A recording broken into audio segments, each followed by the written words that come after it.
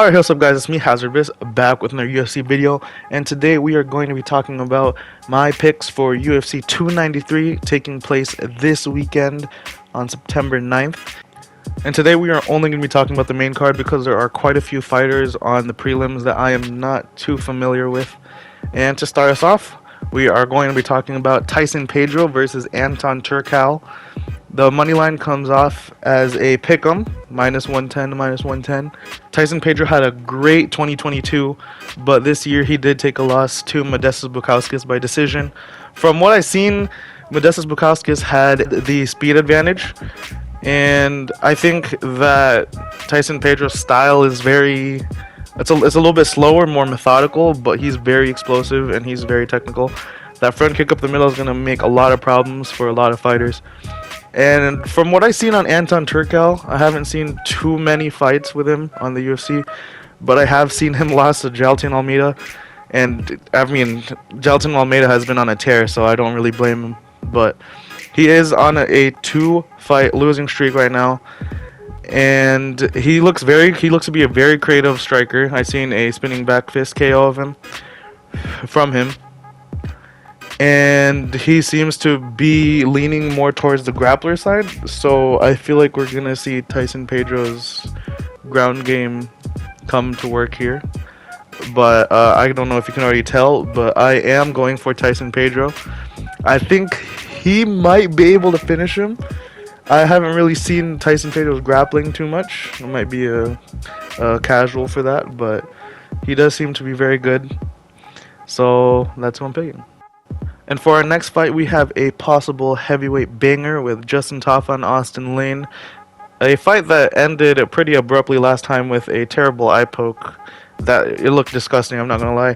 But they managed to rebook the fight, and now they are fighting again on Saturday. Justin Tafa is the favorite, coming in at -238, and Austin Lane at plus 195. And honestly, I'm just going to come right off and say I think that Justin Tafa is going to win. He's a huge heavyweight with crazy power. Like, I mean, most heavyweights are, but he looks insanely strong in there. And his knockouts of Harry Hunsucker and Parker Porter were absolutely nasty. Austin Lane has been finished in all of his losses, so that doesn't bode very well for him. But the last time that Justin Tafa got finished was about 4 years ago to Yorgan De Castro, who I'm not even sure is in the UFC anymore. But honestly, it could go either way. It's heavyweight, of course. And Austin Lane was on a 6-fight win streak in the regionals before coming to the UFC. So honestly, it could go either way. I'm just excited to see it. Alright, the next fight up is Manel Kape, I feel like I'm pronouncing that right, versus Felipe Dos Santos.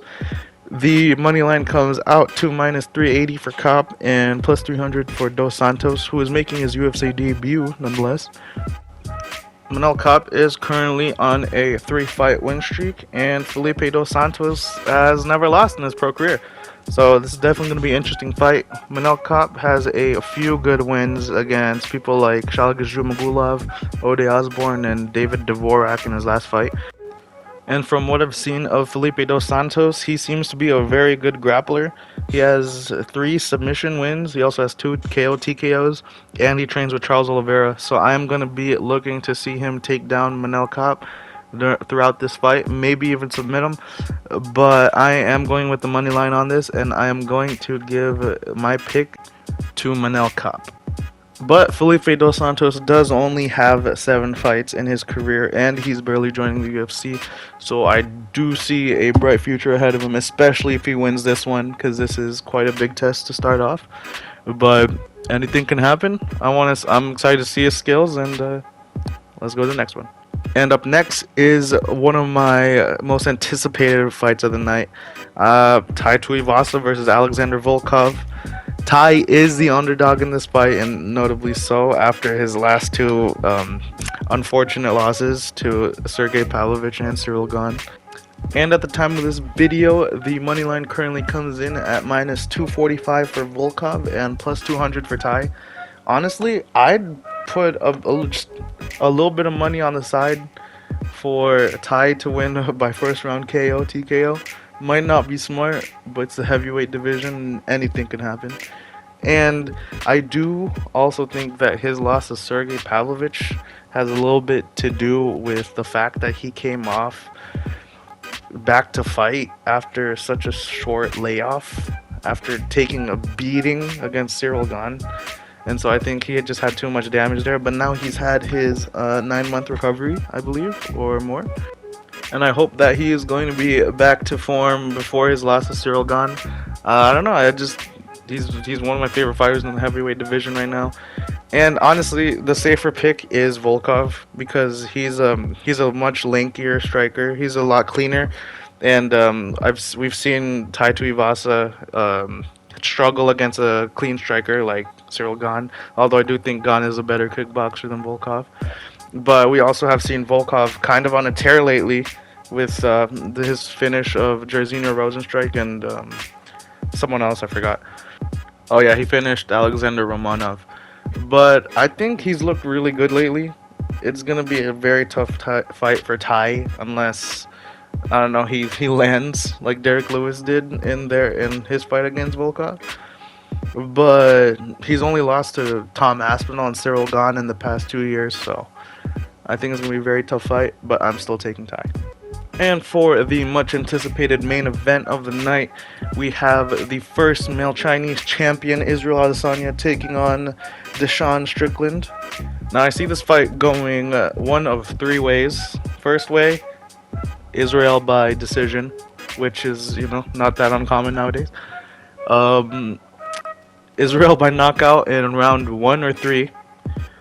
Or Sean Strickland somehow submitting Israel?